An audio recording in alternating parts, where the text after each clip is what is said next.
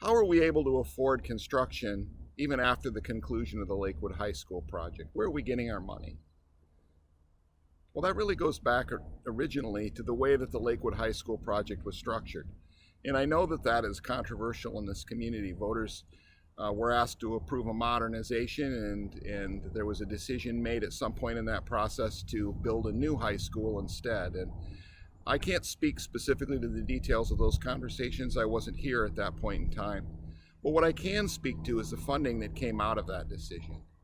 Construction of a new Lakewood High School was more cost efficient, and so therefore it allowed taxpayers to maximize the use of their money.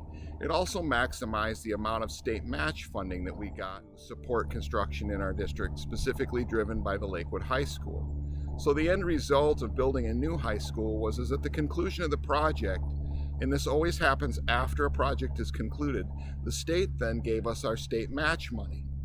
That left about $10 million in our capital projects fund for other projects. Lakewood High School was already done when the state gave us the money.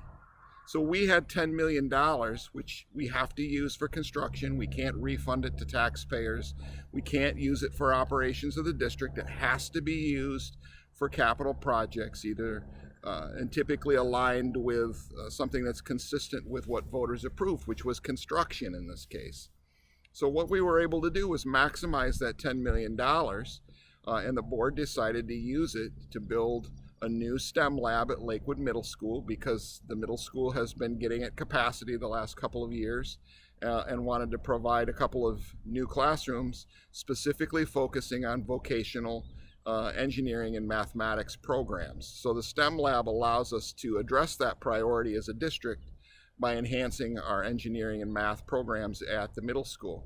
They also decided to put a new roof on Cougar Creek Elementary because the roof was at the end of its life. We've also determined that we would build a new addition on the transportation building right behind me here, because when we decided as a district to put the STEM lab in at the middle school, we had to relocate the facilities department, which had been working in that section of the building. So for the past couple of years, our facilities department has been working out of a bay down here in transportation. It's very cramped, it's not efficient, and it's really kind of a pain, more than a pain. It's a barrier to actually maintaining the facilities here in the district that our taxpayers have approved. And so in order to maintain that trust with taxpayers and to maximize the maintenance of our facilities, we need to put a new addition on this building so that facilities can have its own work area, and then transportation can get its bay back and have two bays again for maintaining our buses. So that project was very important. We also have in the future the possibility of building a district office. However, the board very wisely decided that we would not build a district office until all of the other needs in our district for capital projects were assured. That was the lowest priority of all of the items on our capital projects list. So that remains to be completed at this point. However, the project for the support center, as we're calling it here, which is the addition transportation, is underway and hopefully will be completed in 2022.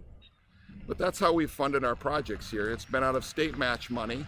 The state match money comes from the state. It is not local taxpayer dollars, and provides a resource for the continued modernization and expansion of facilities in our district. Thank you.